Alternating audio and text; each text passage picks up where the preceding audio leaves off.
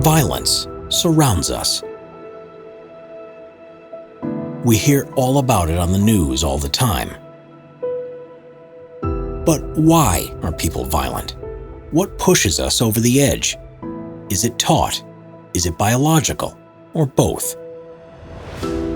There are a variety of factors and they all play a role, though they vary from person to person. These factors include historical necessity, environments that people grow up in, our biology, our fight or flight responses, and mental illness. We'll briefly explore each factor and see how they relate and differ. The first factor is that violence has always been part of the human experience. Historically, humans had to hunt to survive, and countless wars have been fought for better or worse. However, we have learned over time that we can use our civility and reasoning in order to repress any instinctive tendencies and thus curtail violence.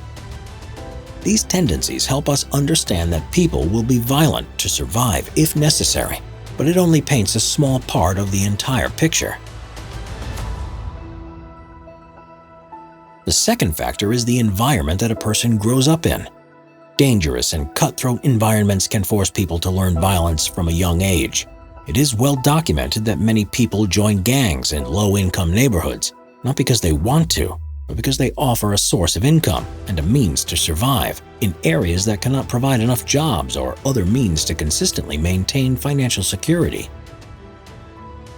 Even in stable neighborhoods, violence can still be taught to children by people that they grow up with, such as their parents or relatives, thus creating a violent household that can make children more predisposed to violence. Environments can teach people violence, but they are also not a very strong factor in people that grow up in mostly violent-free environments. The third factor addresses what violence is at a biological level. Some people argue that violence is simply a result of electrical buildups in the brain that then strongly compel us to discharge them via violence. Researchers at New York University's Neuroscience Institute found that brain activity in the ventrolateral part of the ventromedial hypothalamus, or VHMVL for short, spikes significantly when aggressive mice plan to attack weaker mice. This helps us to understand how violence happens at a molecular level, but it does not explain why these buildups occur in the first place. Perhaps in the future, we as a species will find ways to reduce or even prevent VHMVL activity in order to stop violence before it can take place, but that probably won't be for a while. The fourth factor is the fight or flight response that exists within all humans.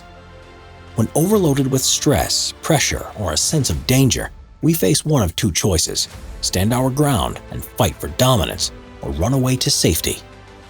In extreme scenarios where compromise is off the table, this can force people to react violently, even if they would normally prefer not to.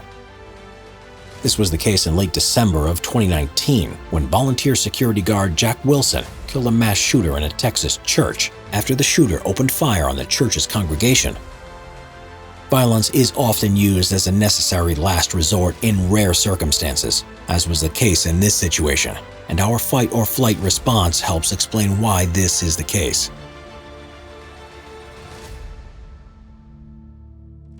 The last factor is mental illness. Mental illness can cause people to act violently in ways that are irrational.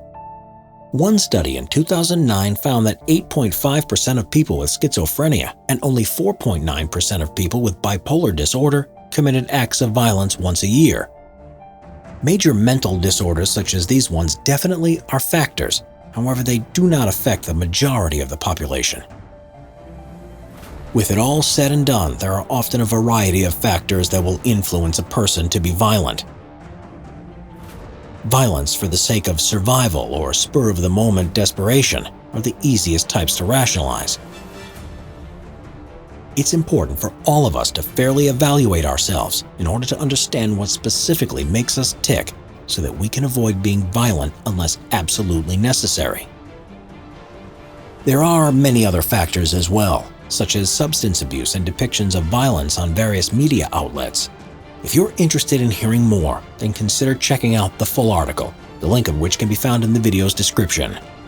Be sure to subscribe to our channel for engaging videos such as this one.